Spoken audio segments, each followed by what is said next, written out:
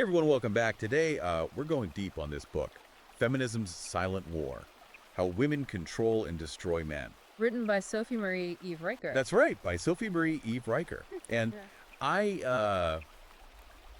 is one of those topics that can get really heated. So just putting it out there, our goal here is not to tell you what to think, but just kind of explore what's in the book. Right, just to lay it all out. Yeah, consider us your guides through this potentially controversial territory. Absolutely. And I think what's really fascinating about this book is, for this audience, it really digs into this whole idea of covert contracts and relationships. Yeah, she comes out swinging.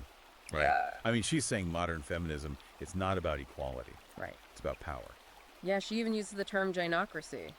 Oh, what? Which is basically rule by women. Yeah, and so how does she sort of connect that to the idea of these covert contracts? Well, so she argues that this power imbalance, right, it's often hidden, it's part of these unspoken expectations and dynamics. These covert contracts. Yeah, and it's these covert contracts that can really leave men feeling trapped, resentful. In relationships. In relationships. And she also spends a lot of time going way back into the history of the feminist movement, right? And suggesting that she uses this phrase, rewriting history. Yeah, downplaying men's contributions to women's rights. Yeah. Creating this narrative of perpetual conflict between the sexes. So what she's saying, that basically men are entering into these agreements without fully realizing what they're getting into. Yeah, she's saying they're kind of blinded by this idea that they're inherently privileged. Oh, interesting. And indebted to women, so... And that leads to... Resentment, yeah. Breakdown of trust. Yeah. And she argues that this actually extends beyond personal relationships. It goes into the legal system. Oh, okay. Social institutions. And this is where it gets really interesting, for me at least. She talks about shit testing. I mean, this is something that I know a lot of the guys in the red pill community are familiar with. Right. This idea that you're constantly being tested. Yeah, and she's arguing that this has become totally normalized. Wow. In modern relationships. And so she's connecting that directly to the feminist ideology. Yeah, this idea that men are constantly under scrutiny. For pressure. Gotta prove their worth, yeah. Like this game, you can never win, right? Yeah, never-ending shifting rules. Exactly. And she doesn't stop at personal relationships either, right? Yeah. She goes on to say that this has influenced even bigger things. Yeah. Like family courts. Absolutely. She argues that feminist influence has seeped into these institutions, creating a system that is stacked against men. Interesting. And this is where she uses the term marriage plantation. Yes. To describe what's happening. Which refers to that financial burden that men face. Right, particularly in divorce settlements. Right. She's saying that men are seen as financial resources to be exploited.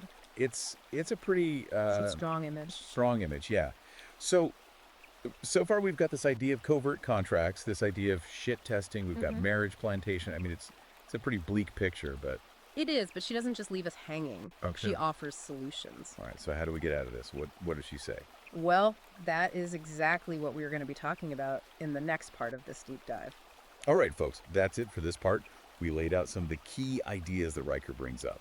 We've got the covert contracts, shit testing, marriage plantation, and how all this connects to feminist ideology. Yeah, and how feminist ideology has shaped all of this. Exactly. We'll be back in just a minute to talk about what Riker says we can do about all of this.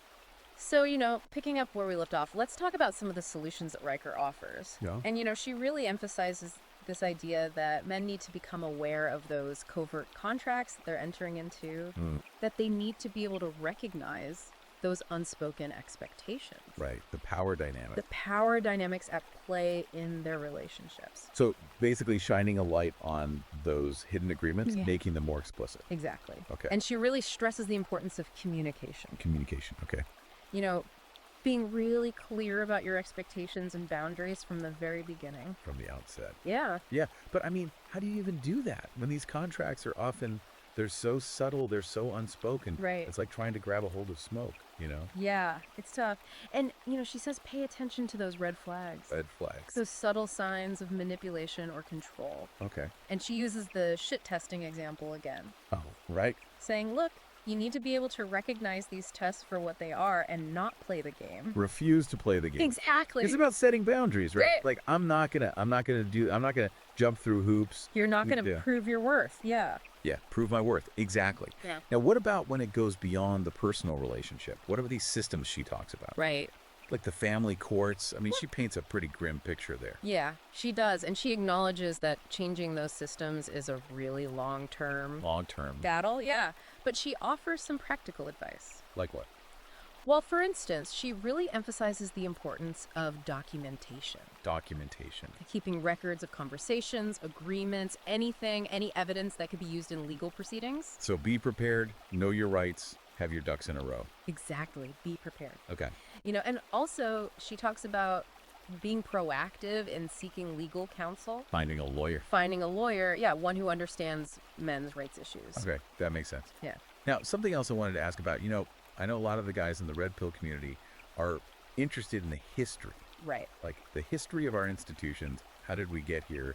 Does Riker delve into that at all? She does. She talks about how a lot of our institutions, education, the legal system Oh, wow. have been influenced by feminist and Marxist ideologies. Mm-hmm.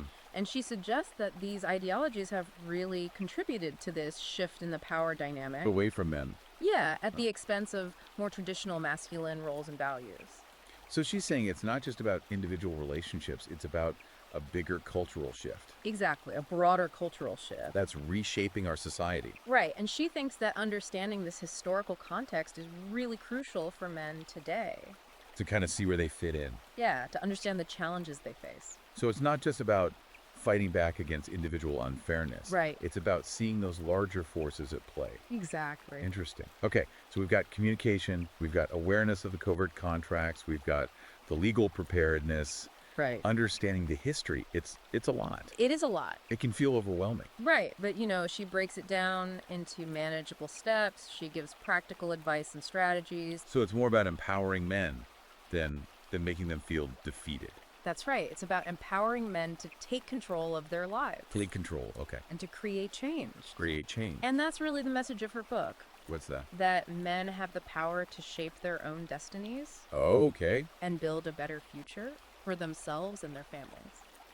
All right, so that's it for this part. We talked about some of Riker's solutions. Right. We talked about documentation. We talked about reclaiming The masculinity acclaimed masculinity, yeah. and understanding the historical context. Yeah, the historical forces at play. Exactly. All right, so we're back for the last part of our deep dive into feminism's silent war. Yeah. We talked about the covert contracts. We talked about the feminist influence on different institutions. Right? Now, I want to zoom out a little bit. Okay. Talk about the big picture. Yeah. What kind of future is Riker ultimately hoping for?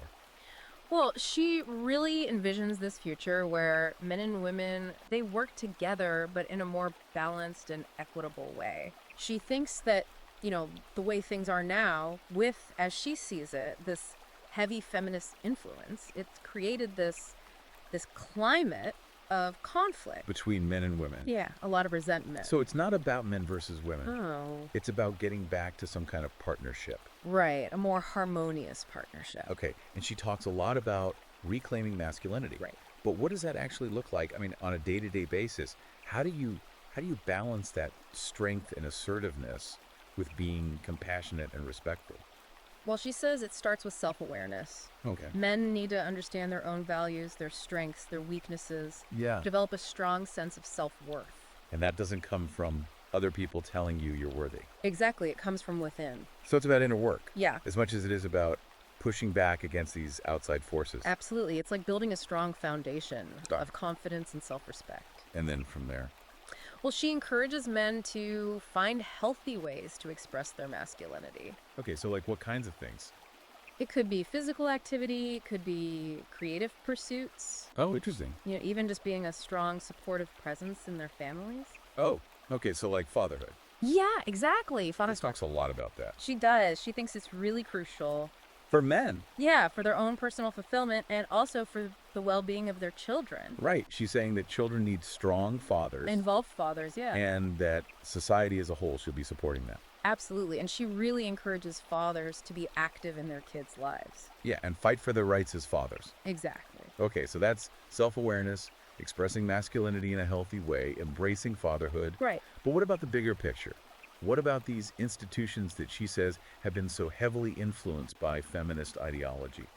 What needs to happen there? Well, she's a big advocate for reform, especially in the legal system. Okay. She wants to create a more level playing field. For men, yeah. She argues for changes to divorce laws, custody laws, Yeah. greater recognition of fathers' rights, Okay. and a system that doesn't just assume men are guilty when it comes to things like domestic disputes. So basically changing the laws and changing society so that it's more balanced. Yeah, a more balanced perspective. Okay. And she talks about men's groups a lot She does. as the place for support, right? Yeah, but she also thinks they can be a powerful force for change, Oh, interesting. both by supporting individual men and by, advocating for these larger societal reforms. They're getting politically active. Exactly. All right. So there's a lot here. There is a lot to unpack. It's a dense book. It is, but it's also thought-provoking, It is. and it's, I think, very empowering. Yeah, and I think that's what we try to do here on the deep dive, right? To encourage people to think critically. Absolutely. Look at things from different angles. With some perspective. Yeah. Maybe challenge some of your assumptions. For sure. And ultimately, empower you to kind of take control of your own life. Absolutely. Now, if you're listening to this and you're thinking, man, I really want to dive into this book myself, It is available you can find it. on Amazon Kindle and Google Play Books. So yeah, check it out if this is something you're interested in. It's a fascinating read. Yeah. And as always, this is just the beginning of the conversation. It is. So if you have thoughts, if you have questions, keep the conversation going, Tracy. Absolutely. All right. Thanks for joining us on this deep dive. Yeah. Thanks, everyone. We'll see you next time.